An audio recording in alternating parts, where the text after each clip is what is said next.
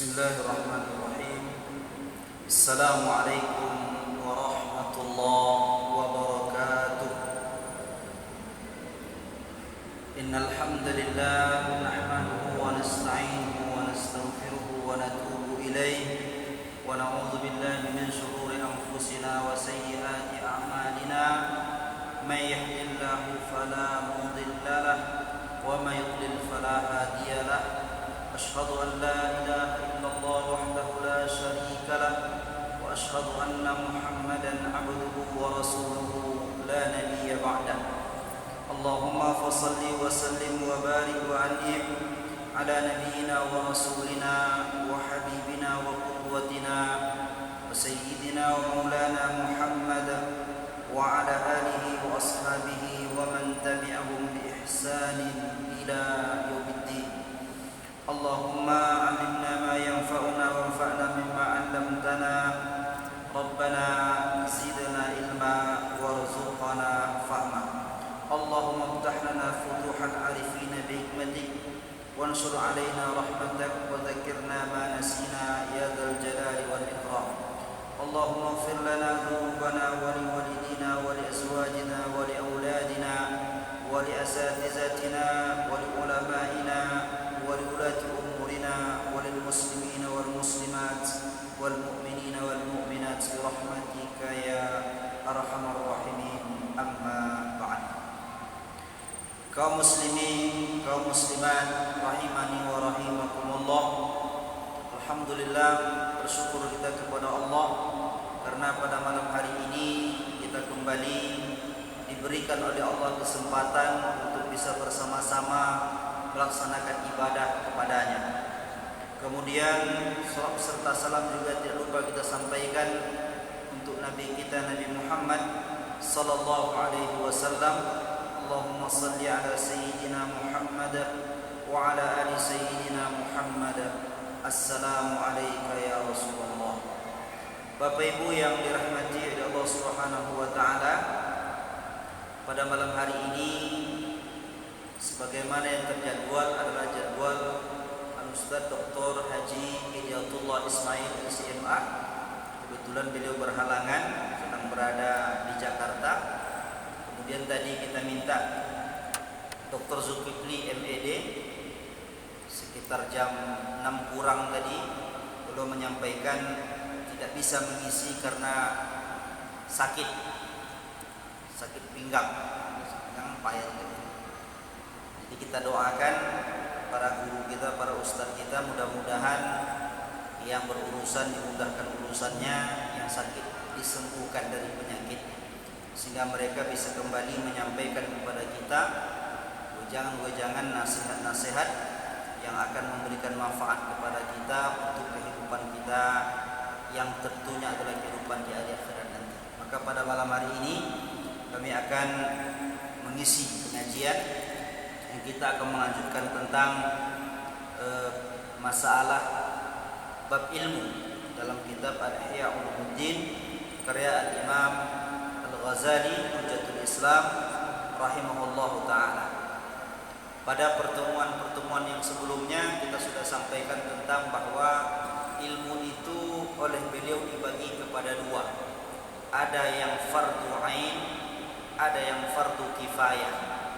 Fardu ain artinya setiap muslim yang sudah mukallaf maka wajib mereka mempelajari.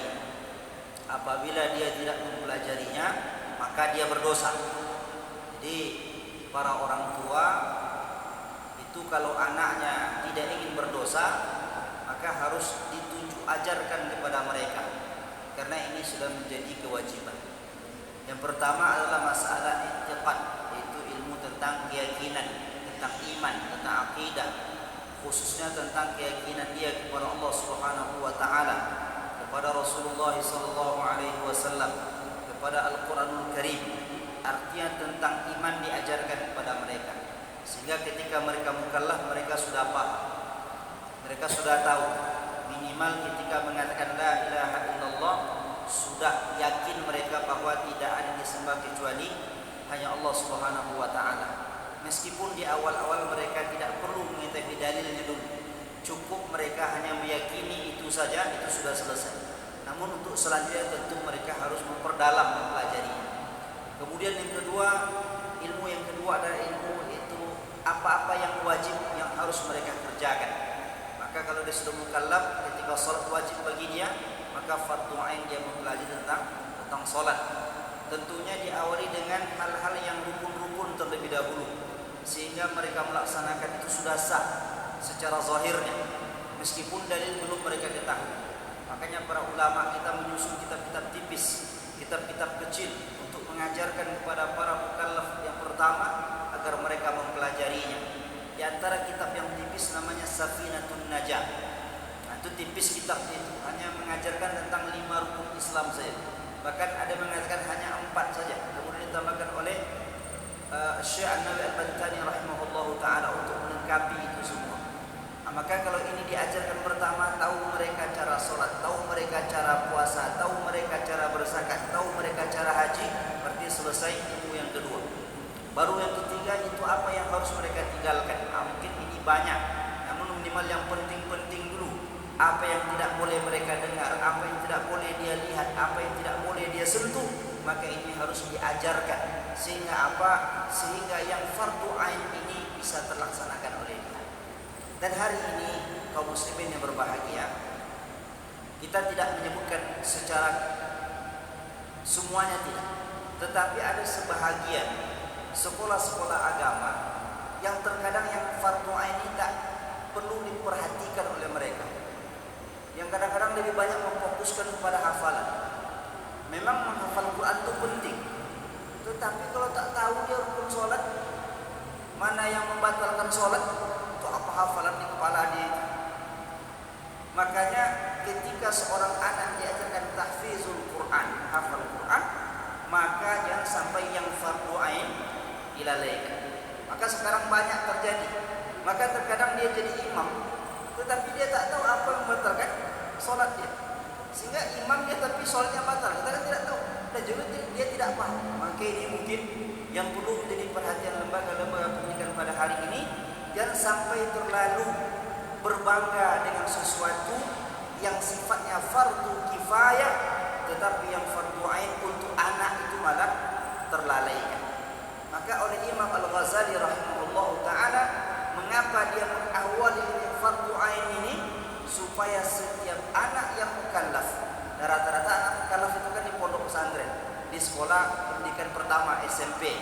Nah, di situ mereka mulai balik itu. Maka ketika mereka balik itu, maka sebuah lembaga yang berkewajiban, yang memang mereka sudah membuka diri untuk mengajarkan anak-anak kaum muslimin, maka yang harus mereka tanamkan pertama yang fardu ain bagi mereka terlebih dahulu. Baru nanti yang lain menyusul dia. Nah, maka terkadang di situ banyak terlupakan dan terlalaikan oleh sebahagian kecil daripada lembaga-lembaga pendidikan, sehingga berbangga dengan sesuatu yang dihafal, tetapi lupa sesuatu yang fardu ain bagi seorang mukallaf, bagi seorang hamba Allah Subhanahu wa taala. Maka sampai ada saya bertemu dengan seseorang, dia hafal Quran, tetapi dia tidak tahu membaca kitab. Para tamat pesantren ditanya tak dipelajari, ternyata dia hanya menghafal saja. Ilmu yang lain nilainya dapat saja, jasa ada dia. Ternyata diisi oleh yang ujian itu guru. Akan berbahaya itu. Di kepalanya ada Quran, tapi ilmu fikih kosong. Bagaimana dia mau sholat? Bagaimana dia mau puasa? Sah tidak sahnya dia tidak paham. Maka ini yang perlu menjadi perhatian betul. Maka bagi kita para orang tua, ini juga harus menjadi perhatian kita. Maka mengapa Nabi perintahkan kita mengajarkan anak umur 7 tahun itu sholat? Sebelumnya diperintahkan untuk sebelum diajarkan sholat, minimal gerakan-gerakan dulu. Meskipun mereka tak tahu ini apakah fardu atau tidak, tak masalah. Tetapi ketika mereka sudah mengetahui itu, nanti ketika mereka mukallaf, tinggal mereka lagi membaca saya, oh ini ternyata rukun dia, ini ternyata sunat dia, ini ternyata mengapa dulu ayah saya melarang mengerjakan ini, karena ini ternyata membatalkan sholat. Sehingga apa itu terbiasa pada diri mereka. Maka para orang tua juga berkewajiban bagaimana seorang anak ketika dia mukallaf, dia sudah tahu apa yang harus dipelajarinya, yang fardu ain bagi diri. Maka Alim Al-Ghazali rahimahullahu taala mengawali tentu dengan yang fardu ain. Maka sekarang kita masuk kepada yang fardu kifayah. Berarti kalau fardu kifayah maknanya kalau sudah ada satu orang yang memahami ilmu itu, maka yang lain sudah terbebas dari kewajibannya. Cuman satu yang perlu kita tanamkan pada diri kita, pada generasi kita, pada anak-anak kita, keturunan kita, supaya mereka itu menjadi orang yang memenuhi yang fardu kifayah itu sendiri. Karena kadang-kadang karena terlalu berpikir sempit, ya sudahlah kan fardu kifayah, sudah ada orang. Seperti sholat jenazah contoh umpamanya. Mengapa tidak ikut Pak? Kan sudah ada orang menyolatkannya. Kan sudah gugur kewajiban. Bukan masalah gugur kewajiban tadi. Di satu sisi kita terdapat pahalanya, rugi kita. Di sisi yang lain, nanti kalau tak ada orang lagi, apa ya? Makanya kita harus bersemangat jangan sampai beban kita diselesaikan oleh orang lain. Tetapi bagaimana kita yang menyelesaikan beban orang lain. Inilah dulu yang menyebabkan mengapa para ulama di zaman itu banyak. Kenapa? Karena semua mereka ingin menjadi pembebas kaum muslimin dari beban-beban yang ada di pundak mereka. Sehingga kalau kita bercerita di zaman dulu itu, perdebatan orang di pasar itu tidak hanya masalah harga saja, tapi sampai juga pada masalah fikih. Maka dikisahkan ada seorang ulama ketika dia menuntut ilmu, menurut dia sudah selesai. Karena ulama yang ada di negara itu sudah dia belajar semuanya, dia sudah datang, dia menyelesaikan ilmu di situ. Maka dia boleh pulang kampung. Ketika dia mau pulang kampung tadi, dia melewati sebuah pasar. Dia mendengarkan ada perdebatan antara dua wanita, sama-sama pedagang. Zaman dulu tuh perempuan sudah berdagang. Di zaman Umar Khattab banyak perempuan menjadi pedagang. Maka oleh Umar Khattab ditunjuk satu orang penguasa pasar dari kalangan kaum perempuan, namanya Musybah. Nah, itu menunjukkan bahwa berarti perempuan di zaman sahabat itu sudah mulai bekerja juga. Pasar mereka berjualan. Makanya oleh Umar ditunjuk satu perempuan khusus untuk pengawas bagian wanita, sehingga tidak tercampur baur di situ. Maka ketika dia lewat, didengarnya perdebatan tadi, akhirnya dia datang mendengarkannya. Karena didengarnya ini bukan perdebatan masalah harga barang, bukan tawar-menawar masalahnya, bukan pula masalah yang lain-lain. Didengarnya baik-baik, ternyata didengarnya perdebatan masalah fikih di antara dua orang wanita tadi. Itu pedagangnya, sehingga dia berpikir, ternyata belum habis ilmu ini tadi.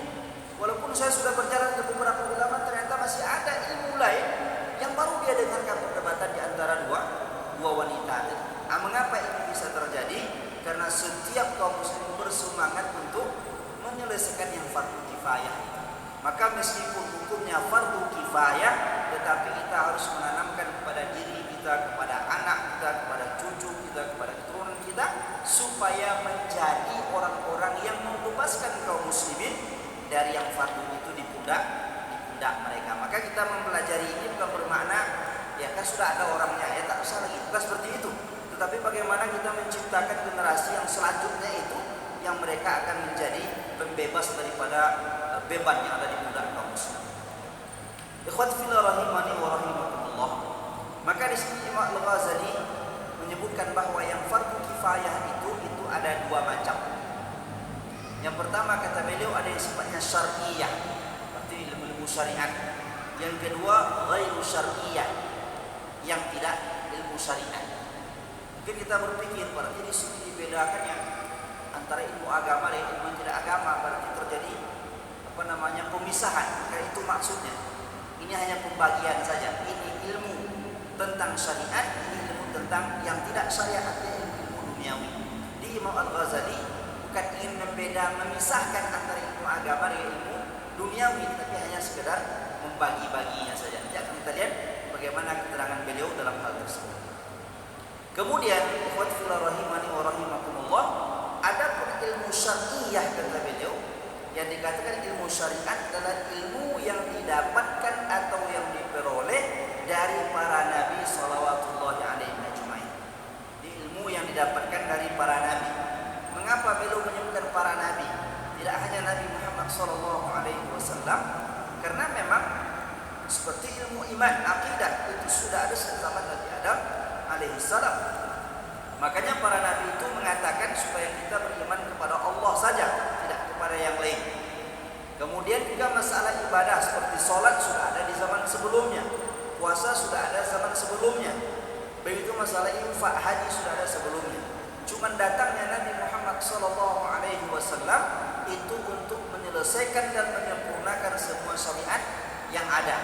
Maka ketika Nabi sudah diutus, maka syariat yang diakui adalah syariat dibawa oleh Nabi Muhammad SAW.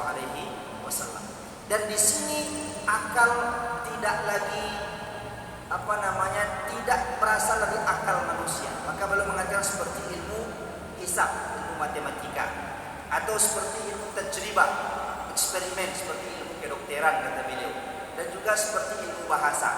Kenapa? Karena ilmu ini bukan berasal dari syariat itu sendiri, tetapi dia berasal dari akal yang Allah berikan kepada manusia. Kemudian eksperimen yang mereka lakukan, kemudian juga karena mereka mendengar lahirlah ilmu bahasa. Berarti ini lebih kepada ilmu yang menjelaskan tentang hubungan seorang hamba dengan Allah Subhanahu wa taala. Sedangkan ilmu yang tidak syar'i, beliau membaginya kepada 3 macam. Jadi kalau ilmu syariat semuanya itu adalah satu, terpuji semuanya, maka tidak ada ilmu syariat yang tercela.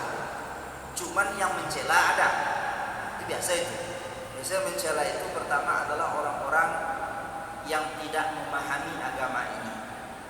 Kemudian yang kedua orang-orang yang membencinya, atau orang-orang yang memang disimpangkan pemahamannya. Maka banyak hari ini dia beragama Islam tetapi mencela ajaran Islam. Kan ada seorang mengatakan bahwa saya yakin dengan syariat Islam, tetapi saya tidak yakin kewajiban melaksanakan syariat Islam. Itu kan menyimpang namanya. Dia seorang muslim, kan lucu pula. Dia Islam tetapi tidak meyakini pelaksanaan syariat Islam. Maka oleh Imam Al-Ghazali, kalau ilmu syariat semuanya mahmud, terpuji.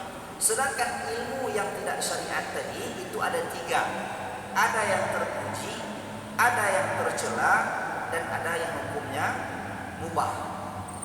Nah, adapun ilmu fardu kifayah yang tidak ilmu syariat, yang dia terpuji adalah segala hal yang berkaitan dengan kemaslahatan dunia.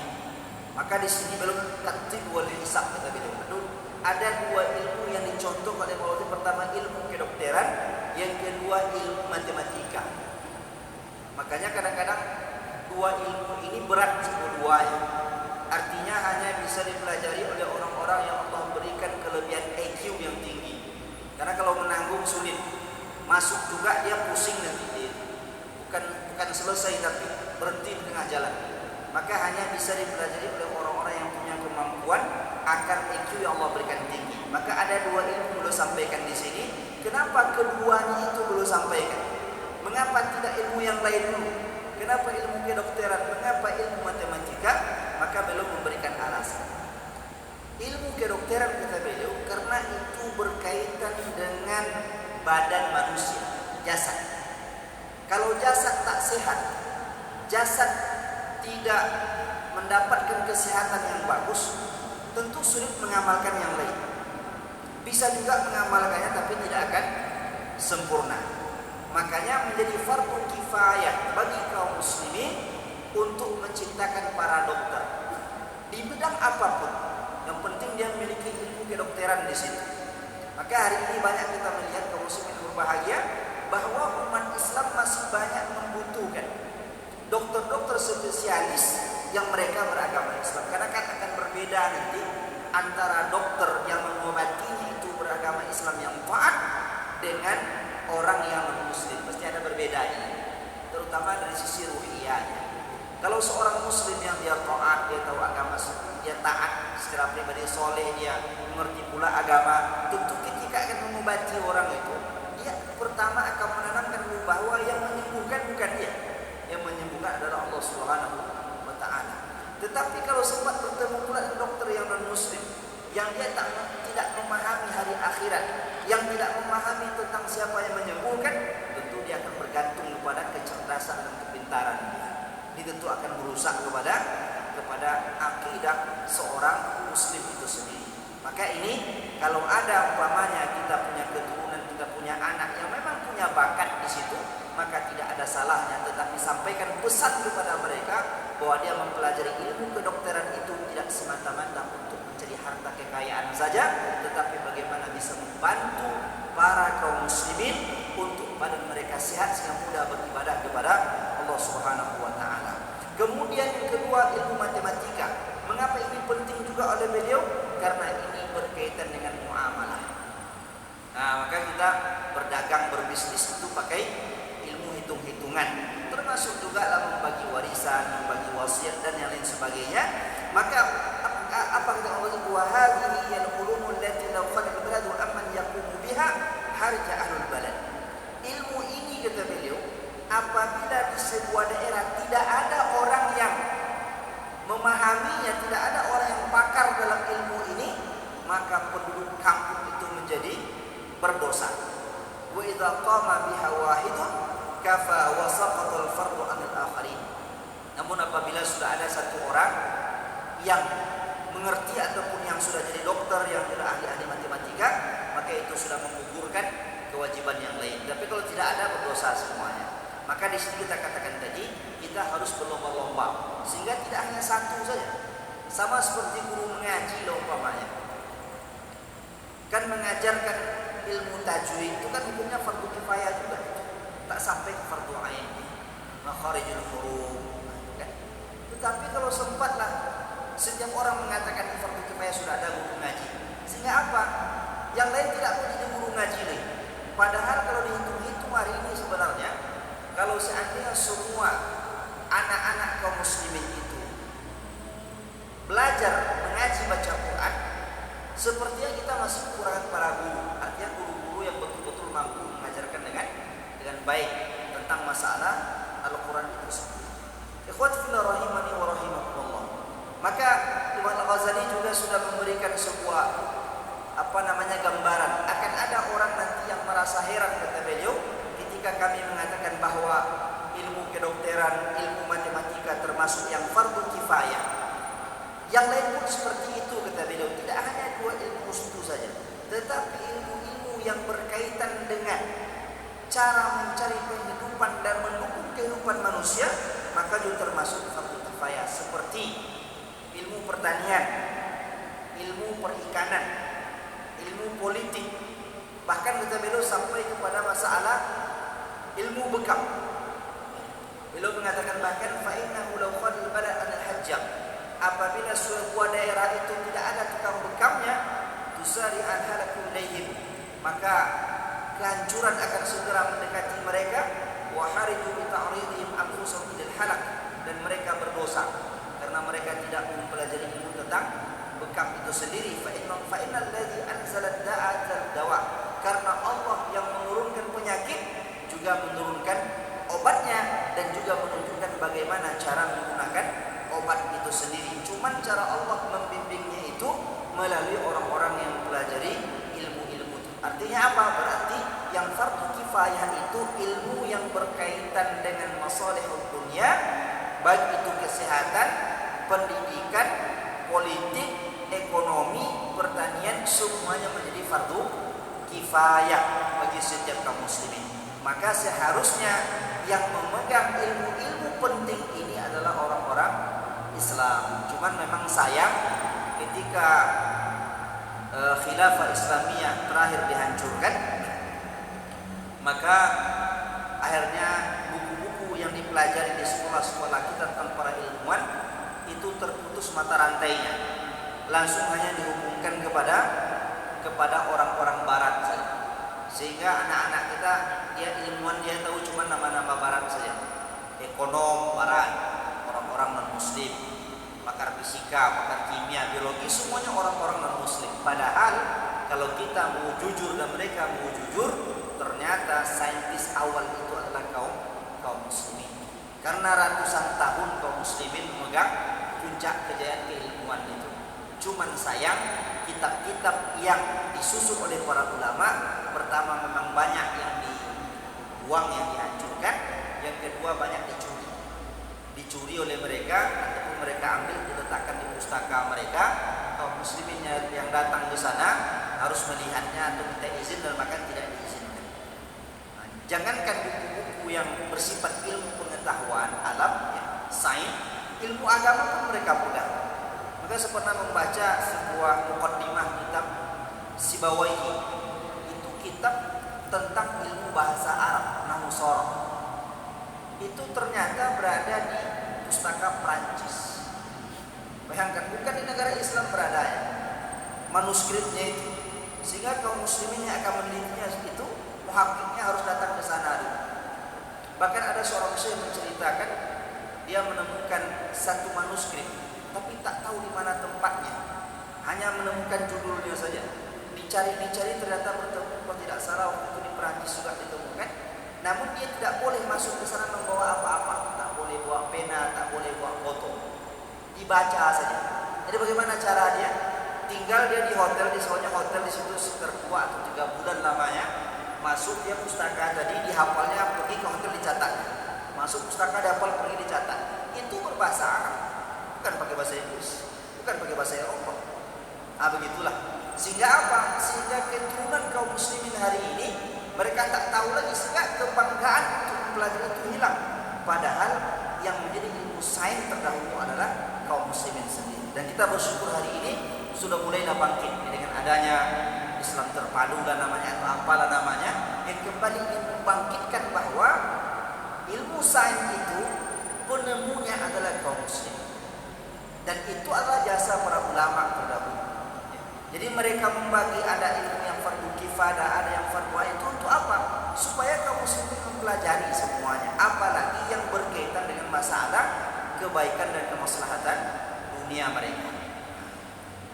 Kemudian, rahimani wa rahimakumullah, dia tidak termasuk fardu lagi kata Imam Al-Ghazali, tetapi dia punya keutamaan, ada fadilahnya, yaitu mendalami. Makanya kalau mungkin kita istilah dokter umum lah, dokter umum kan tahu dia semuanya kan, itu fardu kifayah. Tapi kalau ingin mendalami sesuatu lagi, ada spesies ini dan itu masuk kepada dia tidak fardu kifayah, tapi punya fadilah, punya keutamaan tersendiri. Apalagi memang dibutuhkan di sana, maka bisa yang tadinya tidak fardu kifayah bisa menjadi fardu kifayah. Sama dengan ilmu matematika umpamanya. Kan yang kita butuhkan kan hitung-hitung, mengurangi, menambah, membagi, mengalih, kan itu saja. Tetapi kalau ingin mendalaminya lagi, dia tidak fardu kifayah, tetapi masuk dalam fadilah. Makanya banyak juga para saintis yang sampai mereka mungkin tingkat strata S3 belajar tentang matematika, memang mereka tidak lagi masalah hitung-hitungan seperti orang berdagang, tetapi apa yang mereka gunakan itu untuk pengembangan ilmu pengetahuan, apalagi di bidang komputerisasi. Maka kalau ada orang masuk teknik informatika tetapi matematikanya mungkin kurang, dia akan bingung mempelajarinya nanti. Kenapa? Karena rumus-rumus itu semua berasal dari angka-angka yang ada. Maka mendalami itu memang tidak fardu kifayah, tetapi masuk dalam fadilah, ada keutamaan tersendiri. Kemudian itu yang terpuji ya. Jadi secara umum ilmu yang tidak syariat yang dia terpuji adalah ilmu yang berkaitan dengan kemaslahatan dunia. Kemudian yang tercela, yang tercela ini ilmu sihir, tentu di sini ada beliau ya, ilmu sihir. Namun ilmu sihir pun itu bagi orang-orang yang membutuhkan untuk membantahnya, tidak perlu mempelajarinya, tapi bukan untuk diamalkan. Maka terkadang ada ilmu yang perlu kita pelajari dalam rangka untuk membantah dan mengetahui secara mendalam sehingga mampu kita untuk membantahnya. Seperti Imam Al-Ghazali itu ketika beliau ingin membantah ilmu filsafat, itu beliau bukan langsung membantah, tidak. Dipelajarinya dulu pemikiran filsafat itu dari A sampai Z. Setelah paham, dia pakar, dia di situ baru dibantahnya. Maka keluarlah kitabnya Tahafut Al-Farasifah. Tapi setelah dia belajar, diketahui dulu. Hari ini banyak terkadang orang membantah sesuatu, dia tak paham. Maka terkadang kita tertawa dan tersenyum melihat orang-orang yang membantah mazhab akidah Asy'ariyah. Sekarang saya lihat, Masya Allah, menyesatkan, mengatakan tidak Rasulullah wal Jamaah, macam-macam lah, bahkan sampai kita tidak mengkafirkan. Meskipun kadang-kadang secara langsung tidak, tetapi secara kiasan terlihat. Padahal mereka mengetahuinya bukan dari ulama Asy'ariyahnya. Mereka hanya mempelajari dari kitab-kitab orang yang benci kepada ulama Asy'ariyah. Seharusnya kan tidak seperti itu. Kalau ingin tahu betul seperti apa, pelajari dulu. Cuman sayangnya kadang-kadang ada pula ungkapan jangan pelajari karena nanti akan tersesat. Nanti kalau tak mau pelajari jangan mengerti isinya. Karena kalau kita mengerti isinya wajib dulu kita memahami seperti apa sebetulnya. Begitulah dulu para ulama sebelum mereka menyalahkan sesuatu itu. Maka seperti juga ilmu sihir tadi. Maka kalau kita ingin mengetahui seperti apa betul umpamanya, tapi kuatkan keyakinan dulu. Ilmu yang fardu ain, fardu kifayah ini selesaikan dulu supaya tidak tertipu nanti. Sehingga kita tahu di mana letak sesatnya, apa yang menyebabkan dia sesat, seperti apa pula caranya. Sama dengan ilmu perdukunan umpamanya. Kita harus mengetahui pula seluk-beluk dukun itu. Betulkah dia bersama jin atau hanya tipu daya tangannya saja, kecepatan tangan saja. Sehingga mata kita bisa tertipu kan, nanti di situ akan terlihat dia mana yang sihir, mana yang tidak sihir.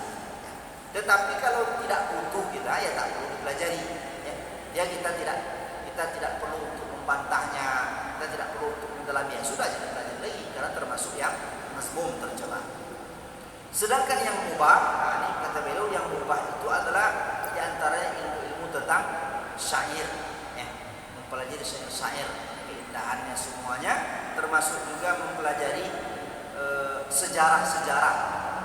Tetapi bagi kita, kalau untuk sejarah Islam tentu ini menjadi tidak hanya mubah ya, mungkin bisa menjadi kepada fardu kifayah, apalagi sejarah Nabi Shallallahu Alaihi Wasallam. Kaum muslimin berbahagia itu tentang ilmu yang tidak syar'i atau ilmu yang tidak syariat. Sedangkan ilmu syariat kata beliau, fahiya mahmudatun kulluha, maka semuanya adalah fardu kifayah yang terpuji. Hanya saja terkadang, ini beliau katakan, ilmu syariat itu terkadang dia bercampur juga dengan sesuatu yang kadang-kadang bisa tercela. Ini tergantung kepada mungkin hal-hal awal yang menyebabkan tercela itu bukan ilmu syariatnya itu, tapi cara memahaminya itu sendiri. Tapi secara umum semua ilmu syariat itu hukumnya adalah fardu kifayah yang terpuji, mahmudah. Makanya kita mengatakan ilmu fikih secara mendalam, hadis secara mendalam, sejarah Islam secara mendalam, maka itu fardu kifayah dan semuanya terpuji, tidak hanya mubah. Kemudian ikhwatul rahimani wa rahimakumullah, yang terpuji, ilmu syariat yang terpuji ini juga perlu kita perhatikan supaya nanti kita akan bisa mempelajari apa terlebih dahulu yang harus dipelajari oleh seorang penuntut ilmu. Ini mungkin lebih kepada para thalabul ilmi dan juga orang-orang yang menyusun kurikulum di sekolah-sekolah mereka.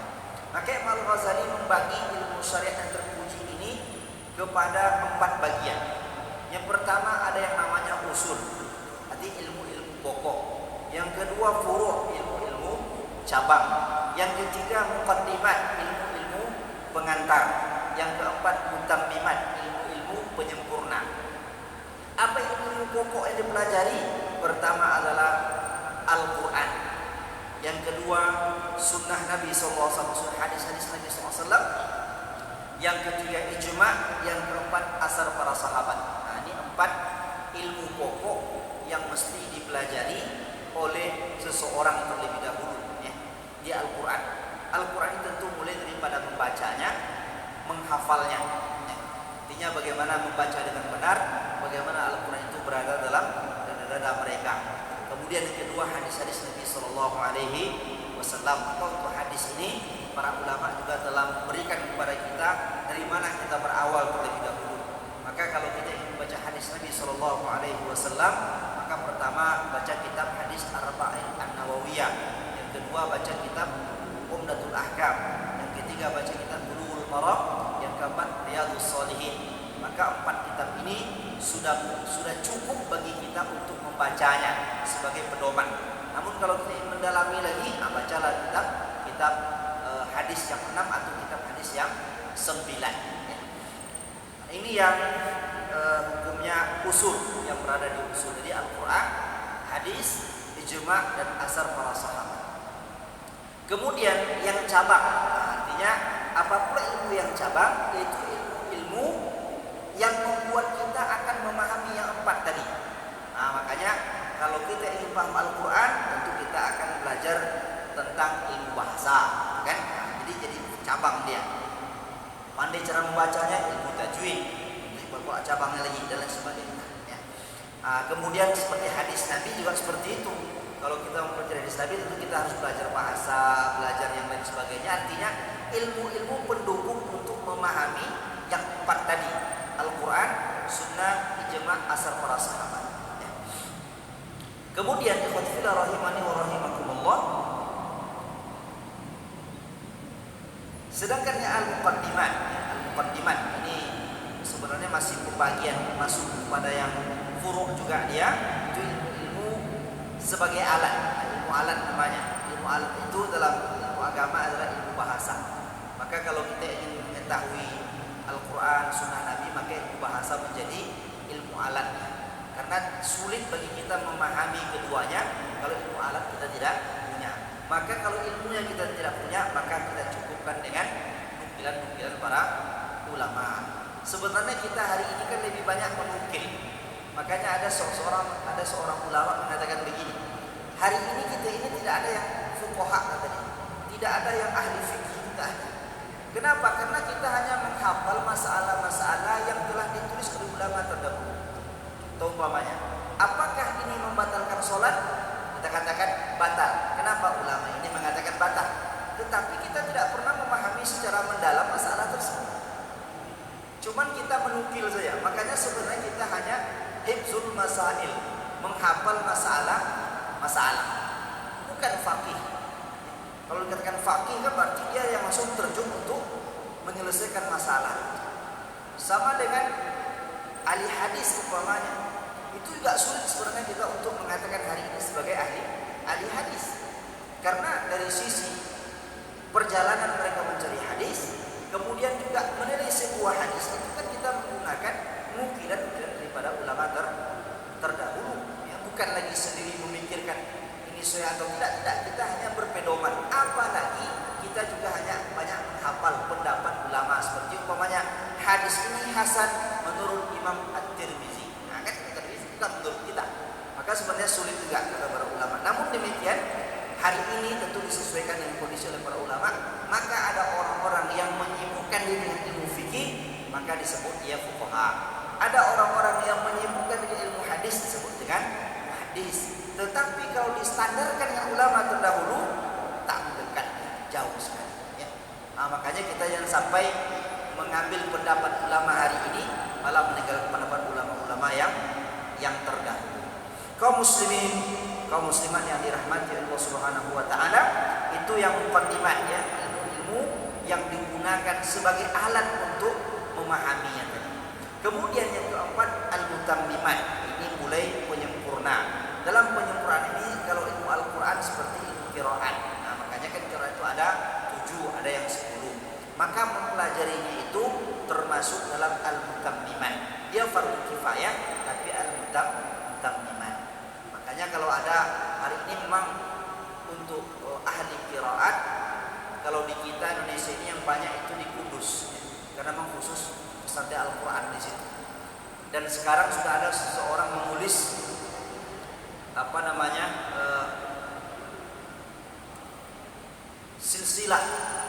silsilah ilmu Al-Quran di Indonesia. Itu sampai kepada bacaan Hafiz bin Asim yang biasa kita baca. Itu dibuatnya seluruh pesantren-pesantren yang ada yang mereka memiliki sanad. Artinya pendiri pesantren itu dia mengajar Quran dasarnya sampai kepada Hafiz bin Asim, sampai kepada Rasulullah Sallallahu Alaihi Wasallam. Itu satu qiraat saja. Untuk hari ini memang mencari orang-orang yang fakir qiraat itu sulit untuk mencarinya, apalagi di Riau ada tapi sulit ya. Sedikitlah orangnya ya. Tetapi itu masuk dalam al-mutammimat ya. Artinya ilmu penyempurna, penting-penting karena dia fardu kifayah, termasuk ilmu syariat. Makanya bagi yang punya kemampuan untuk itu, mereka wajib untuk mempelajarinya, jangan sampai disia-siakan. Termasuk juga makharijul huruf, artinya mempelajarinya ya, secara teori, tapi untuk mempraktekkan tentu ini merupakan sesuatu yang wajib.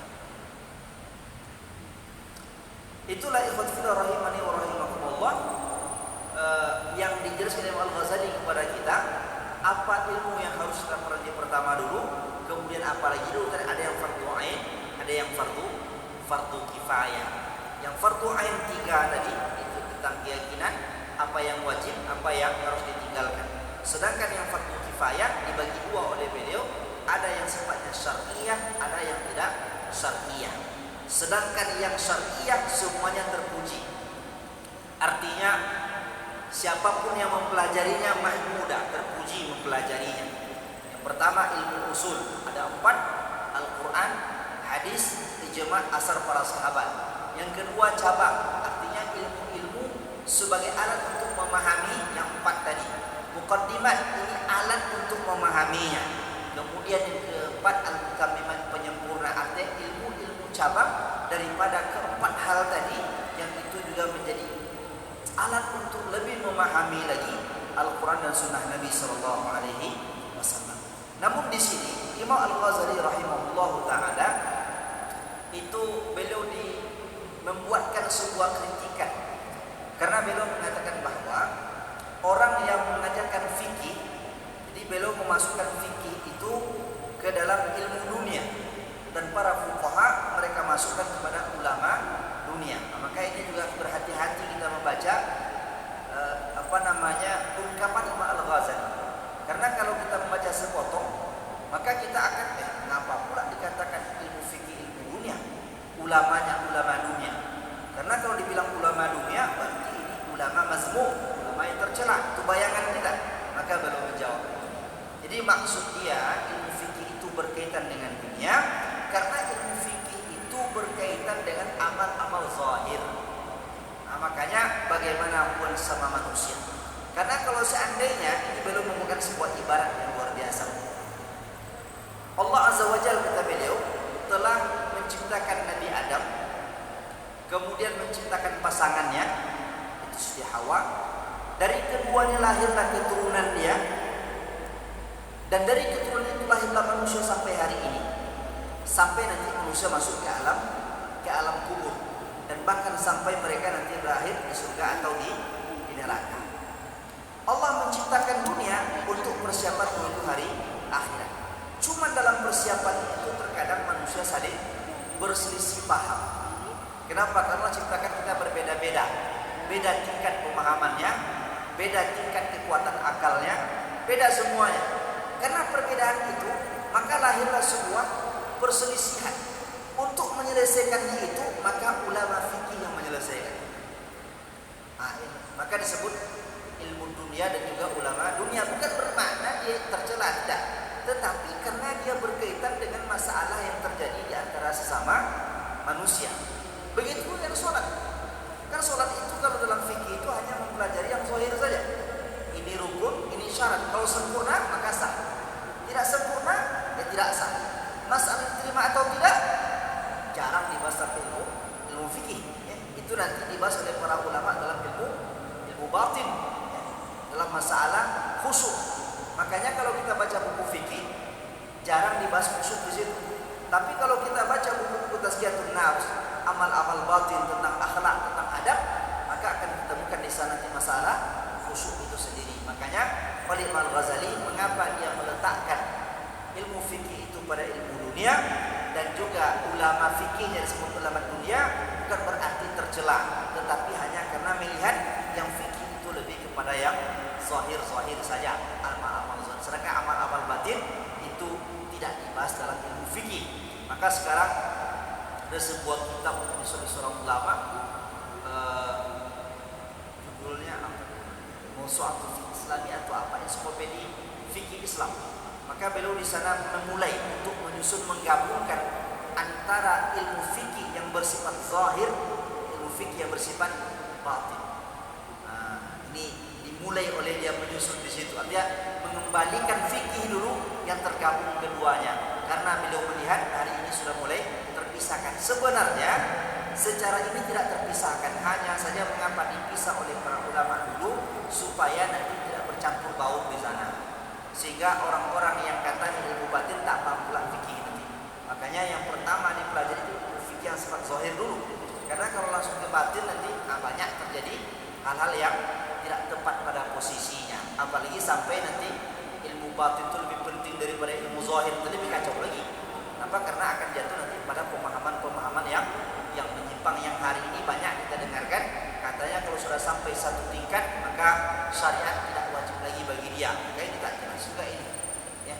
Nah, makanya jadi pentingnya kita mempelajari ilmu-ilmu tersebut. Maka Imam Al-Ghazali rahimahullah taala beliau mengajarkan dan mempelajari keduanya itu, menggabungkan keduanya itu sehingga orang-orang yang pakar di ilmu fikih secara zahir dia juga harus mengerti ilmu batinnya sehingga apa yang dikerjakannya itu betul-betul memberikan efek yang baik terhadap diri mereka.